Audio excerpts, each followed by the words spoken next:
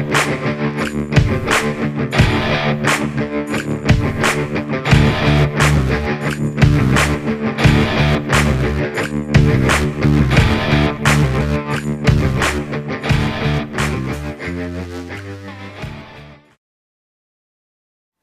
morning and welcome to Kirkstone. I just thought I'd start off this aloe feature by focusing on this business card, which came with three, I thought, wonderful aloes from France. So these are from the Aloe des Aloes JP Goban, who trades on eBay internationally, not just on eBay France. And I ordered this fantastic aloe pictifolia, which I've just potted up now, and also this equally fantastic, and these are not small plants, this beautiful Aloe Dorothei here, which is all part of that Juvena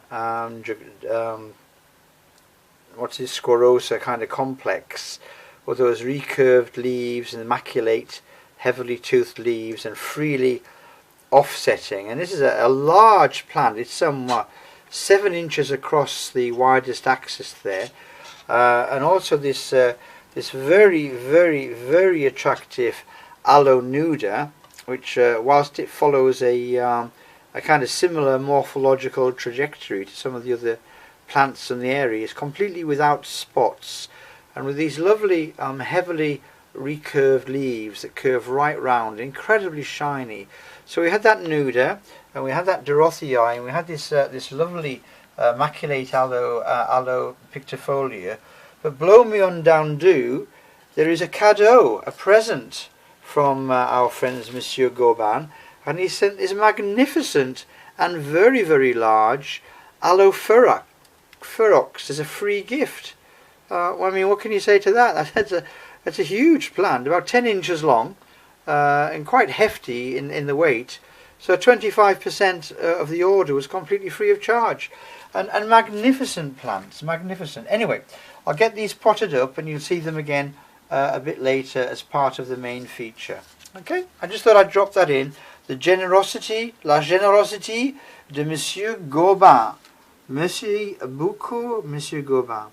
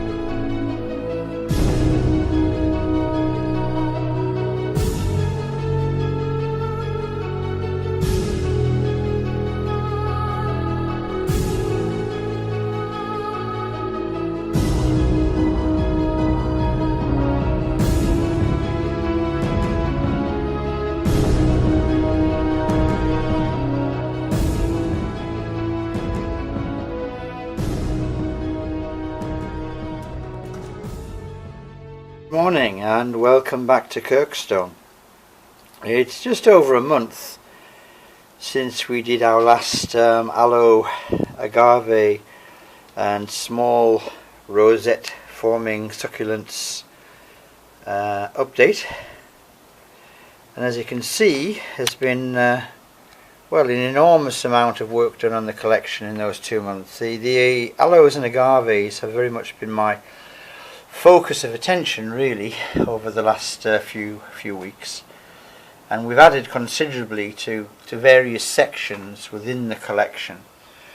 The plants which you saw being unboxed very early on have now been placed into their homes. So these are just arrived from France. So these are a medium-sized plants. They're very slightly larger than most of the plants I buy. They tend to be about plants that are suitable for 3.5 inch or 4 inch pots at the maximum, and that's not because of any particular prejudice against larger growing aloes, which can be quite beautiful.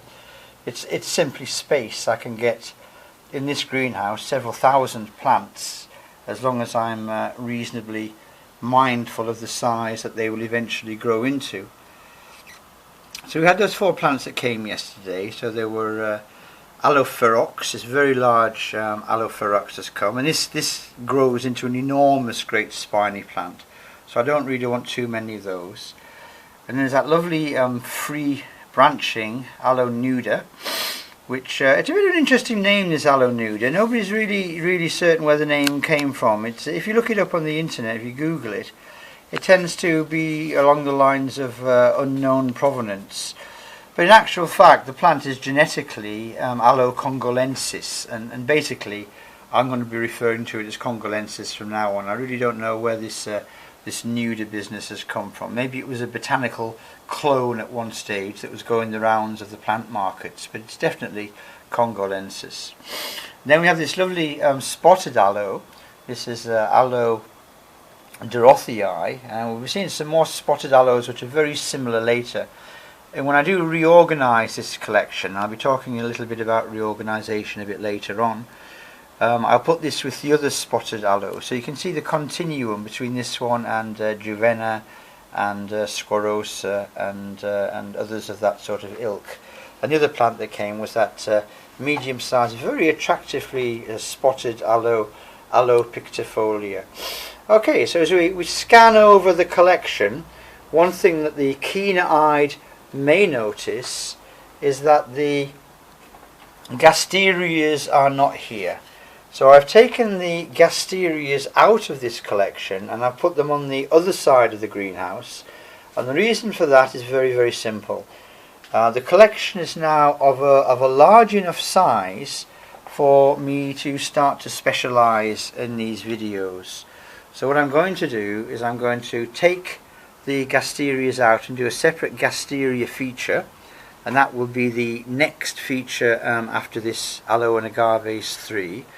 I'll also be taking out the Haworthias, because we now have a sizable and a generally well organised Haworthia collection, so that will be coming out also. The changes to the collection since last time, since video 2, were that I have included the Haworthias in, so that all the plants that were in the old Liliaceae, that's the Haworthias, Gasterias, Astrolabas and others of that ilk, are all in the collection now. And I'm just focusing on that beautiful Haworthia retusa acuminata. Isn't that a gorgeous plant? And also this Haworthia pygmaea, another one of my favourites. And some freely branching plants like this hybrid Truncata morganii. So I've got a lot to say about the Haworthias, but that will be a later feature. I mean, I could spend a long time talking about this Springbok flacensis, which was potted up on an earlier video as well.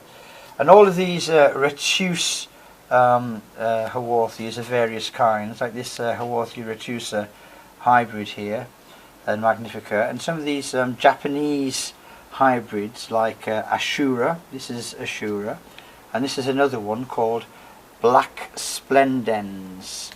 Now there is a subspecies of Haworthia retusa or Haworthia magnifica called Splendens, but this is a particularly dark clone. Now it's turning a bit greenish now because of the time of year, but in the summer, when it's a little bit stressed and it's having its rest period and not much water, this plant actually turns a really quite, well, there's no other word for it, black. It's an amazingly unusual plant regarding colour. So basically all of those plants which were in the old Haworthia group and have now been split off into Haworthiopsis, like this lime green variegated Haworthia attenuata, for example. I want to do a special feature on those and just to explore the possibilities that the new reclassification of Haworthia can bring. So the other thing that came into this collection from last time, which wasn't here, was our rather interesting specimen Sansevieria collection. So we've got a few really quite unusual Sansevierias with habitat data which were bought from a friend of mine called Sanzal, who was selling his collection off And I'm really partial to these Sansevierias, you know. I think if I had to if I had to pick a genus from the succulent world to concentrate on and not grow anything else, it would be Sansevieria. There's a much wider range of body shapes and ecological morphology in this genus than people are aware of. I mean, most people know the sort of everyday Sansevierias that you see in hospitals and airports, and some may even be familiar with the more unusual grass-like shaped ones like Cylindrica. And I've actually got a couple in the house growing as house plants, which are a little bit more regular, like Sansevieria trifasciata or this Sansevieria harney. But there's not so many people are familiar with these really thick skinned ones that belong to the kind of Sansevieria pinguicula group. Anyway, so we've got those a nice little collection of Haworthias, which is more or less in that section there. There are the Haworthias. The other section that I'll probably be bringing out, as it were, of this broader Aloe and Agaves group are the aloe hybrids, and there are just so many of these amazing hybrids, mainly from two breeders in America, from Kelly Griffin and of course from Karen Zimmerman. I mean, this is Karen Zimmerman's fantastic hybrid DZ. It was named for her sister Deborah Zimmerman. And it really is a most astonishing plant with those bright green leaves, the vermilion and pink tooth margin edges, and the multicoloured tubercles on the leaf faces themselves. There really isn't anything like it. Or Kelly's Blue, this other really unusually coloured plant by Kelly Griffin. There are also some larger growing Haworthias, or Haworthiopsis, like this Haworthia marginata, which is a beautiful plant, definitely one of my favourites, and some of the more unusual Haworthiopsis clones, like this Haworthia fasciata concolor, which again is a botanical name applied to a particularly well spotted leaf surface. I've actually got two of those, Haworthia concolor. It's a beautiful plant. And the other thing which will be coming out, and to do a separate feature on, will be these agaves. And again, I've really concentrated on agaves and aloes over the past 7 or 8 weeks. So I've got this lovely aloe fillifera subspecies Scheidegera from Blue Nurseries, and one of my favourite specimen plants is. I absolutely love these hard-leaved spiny aloes. And this is that another plant which featured on an unboxing very recently. This is a plant in that Victoriae reginae group that used to be called, once upon a time, Ferdinandi regis, King Ferdinand's agave. But it turned out that it had already been named, and the early name, once they did some revision, took precedence. And it has a much less romantic name now, Nicholsii. And there is the offending lady herself. That is one of my favourite plants. I did say at one point it was in the top 10. Well, this is Agave Victoriae reginae, Queen Victoria's agave. One of my absolute favourite plants. And I've got a couple of different versions of that plant. I've got another plant here which can be regarded as a subspecies by some. To me, it doesn't really look that different to all the others. And I've also got, if I can scan over the agaves very quickly here, a dwarf form of a freely clustering Victoria reginae. So this doesn't really have a botanical name, it's just known as the compact clustering format. And as you can see, it's branching like crazy from the base and much smaller growing.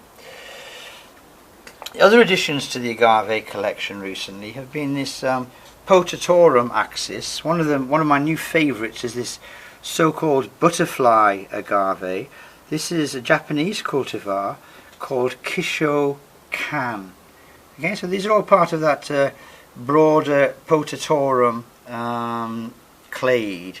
So there is agave potatorum, short spiny leaves, and a plant which looks very similar when it's young, but quite different when it's older. This is Agave guadalajarana. Lovely name from Guadalajara, obviously in Mexico. And another larger growing plant, but very small at this stage, Agave hemiflora. But I think one of my favourite plants which has come recently has been this particular agave here. Now this is a plant which has got, as you can see, those medium to dark green leaves, but it has lovely red to light brown spines. And the newer spines are reddish and then they fade over time. But that fantastic light green to yellow medial stripe, which gives it a really quite exotic appearance, and also I think an absolutely fantastic name, Agave xylocantha. So it's all a matter of evolution, really. It was at one time there was a collection of small green rosette forming plants, and now we're starting to specialise into some subgroups. We've got an agave subgroup, we've got Haworthias, which are a subgroup, and all of these plants will have their own specialist videos very soon. Now, a couple of things I do want to focus on before I go, because I don't really want to make this a very long-winded video, is a couple of Italian hybrids which have come recently. Now, this wasn't really something I was aware of. We know the Kelly Griffin and Karen Zimmerman hybrids, which are the American ones, but I suddenly came across the work of an Italian breeder, and this is Corallo di Siglia, and a beautiful clustering aloe hybrid there from Sicily, and actually called Sicilian Coral. And I did think when I was writing the labels out, should I write this out in English and call it Sicilian Coral? Then I thought, no, that would rob a lot of the romance out of the situation, and I think Corallo di Sicilia is a much more poetic and descriptive name for this plant. But I think of the Italian hybrids that I've seen on the internet when I've looked, the one which grabbed my attention as I move back over the agaves again very slowly, just to focus in on a couple of those variegated agaves, and I'll come back to that very soon on the what I did promise would be a short video, but is now lengthening, is a plant which languishes under an absolutely fabulous name, and the most descriptive name I've come across recently, this Italian aloe hybrid called Black Medusa. Now, I don't know how the colours will show up on this video, but what we actually have is a plant which is incredibly dark green, and on the older leaves, which have had more sun, is actually black. But towards the tips of the plants, it actually morphs into a quite bright red.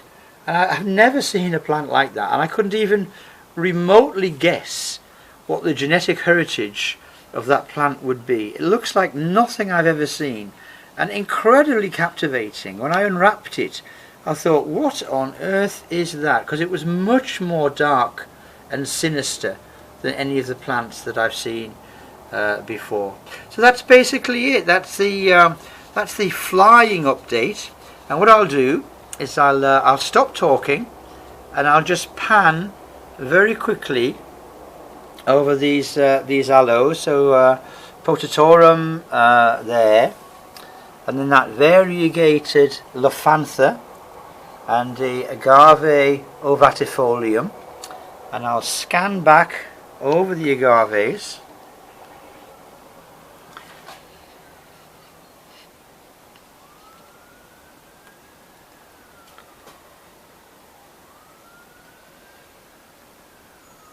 And then we'll look at some of the newer hybrids, like this Aloe Snowstorm. Another astonishing plant, really. I mean, going back 25-30 years, I would never have believed that such a plant could exist, let alone be created and then introduced to the more or less mass market. Astonishing plant. Never seen anything quite like that. That fantastic pentamerous morphology there, that 5-pointed star, and those rich white tubercles completely covering the surface of the plant. The leaves, even the inner faces of the leaves. And then of course so many of these fantastic new aloe hybrids. There are so many. In fact, I think we also need to take a modern aloe hybrids section out of this overall presentation and do a real feature on what the Italians and Kelly Griffin and Karen Zimmerman have been doing. Some beautiful, beautiful new taxons have been introduced to the market. And then to do a feature on aloe species, like this lovely aloe bakeri here, which is just coming into flower. And aloes really do have very attractive flowers, and we've got quite a few bits of flowering going on there now. We've got that aloe bakery that I've just shown you, and then Aloe and Agave is also having a go. You can just see the flower head there.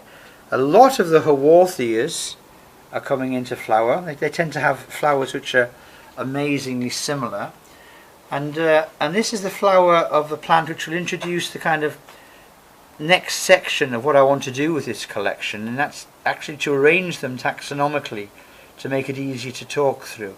So this arching raceme here of cream flowers with the green stripes belongs to a hybrid between Springbok Vlacensis, there we are, and Truncata. So what I want to do over time is to actually be able to place these plants together so that you can see the hybrid between the species which have made it. Now if I can give you an example of that kind of thinking, as I move over the Haworthias yet again, we have here one of the greatest of all the modern hybrids. This is Aloe Christmas Sleigh, and literally everybody who comes to the greenhouse says, I want that plant, I want one of those. If there's ever a cutting or an offset, give me it. It's a gorgeous plant with those fantastically dark grey, almost black leaves. There's no green in it, with those crimson vermilion teeth on the edge, and an equally vermilion flower head coming out now. Well, why Christmas Sleigh am I talking about in particular? Because hybrids have been taken from Christmas Sleigh. This is a hybrid with Christmas Carol, and this is another hybrid between Christmas Carol and a Kelly Griffin hybrid called 324066. So you can see many of them have very, very similar features. Another plant which arrived recently, which I've been looking at for a long, long time, but I could never afford one, and I finally got one at a semi-recent price, is this Aloe Oik.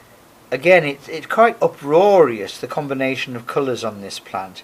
There's those lime greens, the dark greens, short, fat, cheeky leaves, and those brilliant red leaf margins all the way around. I absolutely love this plant. I heard someone the other day describe it as a very ugly plant, and I thought, I don't know if you're looking at the same plant I am, but I absolutely adore that plant. Aloe Oik. And the other one which I've seen, I've only seen mature ones, and this is a young one, is a plant which is called Dracula's Blood. It's not a particularly sinister looking plant because it's quite a light green, but it does have those incredibly rich red sharp teeth down the sides of the leaves, which I suppose is where it gets its name from. It's a lovely, lovely plant, and the contrast between the particularly bright green and the particularly rich red spines on the end of the leaf is something to really consider.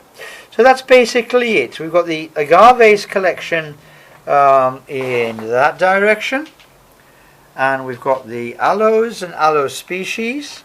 Then we've got clumping Haworthias of various kinds, Reticulata attenuata, Truncata, cultivar Zuzimi, Retusa variety Geraldii, and a hybrid between Truncata and Morganii. So if I can allow these Haworthias to form into clumps and not just be solitary specimens, I do, because I think it gives a great variety to the collection and a great variety to the eye, as opposed to seeing just solitary plants, as beautiful as they may be, solitary plants in solitary single pots. So now and again I do like to encourage them to make little clumps. So that brings us on very nicely to the Haworthia section. So we've seen Sansevierias, we've seen Agaves, we've seen Haworthias, we've seen the species Aloes, and we've seen, what else have we seen? We've seen various things. What we haven't seen, which I can, if I can just race past my gigantic Opuntia cylindrica here, on the other side of the greenhouse we have the Gasterias. Now I'm not going to spend a lot of time talking about those because they will pop up into another feature very, very soon. When I took the Gasterias out of the collection, I really couldn't believe how many there was. I mean, I honestly thought there was about, I don't know, 10 or 12 or something like that. But all of a sudden the Gasterias have, well, the Gasteria collection has grown, to use the obvious joke. So I'll not spend too much time panning over those, because we're going to be talking about them in a separate presentation very, very soon.